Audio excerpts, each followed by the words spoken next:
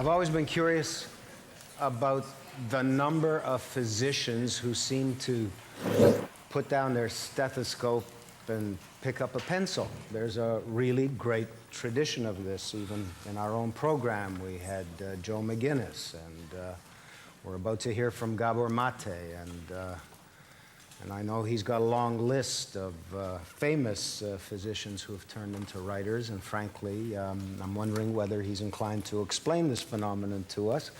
I have a conjecture, though. I mean, these people see humanity close up, often in very dire straits, and gather insights and develop a motivation somehow to write it down and to continue to help improve things. I first became aware of Gabor because of those columns in the Globe and Mail. He's also written some books, most recently one about the role of stress in the origin of disease. Kind of on a common sense level, I've always had that intuition, I think we all have, that bad vibes somehow can lead to cancer, you know. And I think that's the nature of Gabor's book. He's a very particular kind of physician as well, in that he accepts the responsibility to work with people at their most extreme. He does work in palliative care, and he's very active on the streets of Vancouver, and he's with us today. His beaver in his lap. This is Gabor Mate.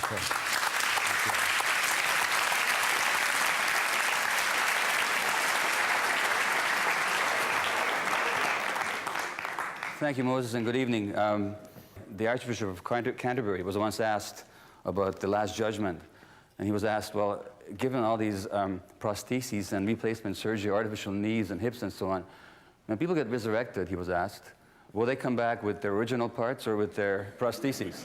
And he said, I think I should take notice of that question. Didn't answer it. But my talk will be a bit of a counterpoint to Richard Savata's talk, because I think that one thing that's happened to medicine in the last 100 years particularly, but in Western medicine almost from the dawn of Western medicine, is that we've tended to put our faith more in a separation of mind and body rather than the unity. And all medical traditions outside of the Western culture basically take mind-body unity for granted. And it seems like the more science we develop, the less wisdom that we retain. And that's because we lost sight of our intuitions. And so that's what I'm interested in looking at, is what's behind, what's underneath the surface. And I should tell you really about my next book, which I haven't written yet. In fact, I haven't even begun to write it yet. But before I do, I'll tell you about a couple of my others, of which there's been 3 now. And the second one that came out last year, and that's the one, it's not the most recent one actually, but the one that Moses alluded to, is called When the Body Says No, The Cost of Hidden Stress. And it's based simply on my observation in my practice as family physician, and also in palliative care, where I looked after terminally ill people, that the people who developed chronic and serious illness, in fact any chronic illness of any kind, had certain characteristics that I just kept noticing over and over again. And these were a great difficulty saying no to other people's emotional demands. Hence the title of my book, When the Body Says No, because my thesis is that when you don't know how to say no, the body will say it for you, for some kind of illness, number one. Number two, they had great difficulty expressing anger, even experiencing anger, but expressing it in a healthy way. They had great difficulty doing that, and they often tended to be very sweet and very nice people. I worry about people who are very sweet, and if you read the obituary columns, they're full of people who are sweet, and they die. And they die way before their time, and it's a lot. I mean, you look at them, and I'm talking about people who die before their time. You know, when you're 110, you're entitled to die of something, but I'm talking about people who die before their time. And finally, a rigid and obsessive attachment to a role rather than to their own rather than who they really are. A rigid and so I'll illustrate that for you. So that's When the Body Says No, and in writing that book, first of all, I just started noticing these things, that I was a solitary genius, and I realized genius perhaps, but solitary no, because it turns out that all kinds of other physicians have noticed the same patterns over the decades and have written it up. And this stuff is written up, studies are done on it, and they appear in the medical journals, psychological journals, and then it disappears without a trace, and it just doesn't compute in the modern medical mind. But I was not by far from not the first one to notice these things. One of the things I did was, I interviewed people, individuals, with various illnesses, my own patients and many, many others, but also I looked at the biographies of famous people. So I just want to tell you about one. There's an article in the Globe and Mail today on Lou Gehrig. Lou Gehrig's disease, I should say, amyotrophic lateral sclerosis, a degeneration of the nervous system, usually fatal within 5 to 10 years, not always, but usually. And I noticed that in Lou Gehrig's disease, the people that I knew with it were these very rigid, duty-bound individuals who always refused to ask for help. And I'd only seen a few, because it's not that common a disease, but these people all fit that pattern. So I thought, what would I do? I read Lou Gehrig's biography, having known that he died of Lou Gehrig's disease, because it was named after him in North America.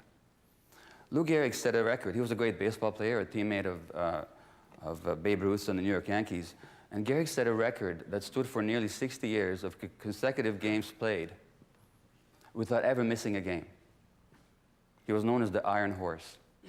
He never missed a game, not because he never got sick, not because he never got injured, but because he was too dutiful and he just couldn't say no, and he felt that it was his duty to the fans and to his employers never to miss a game. So no matter how sick he felt, at one point, his hands were x-rayed.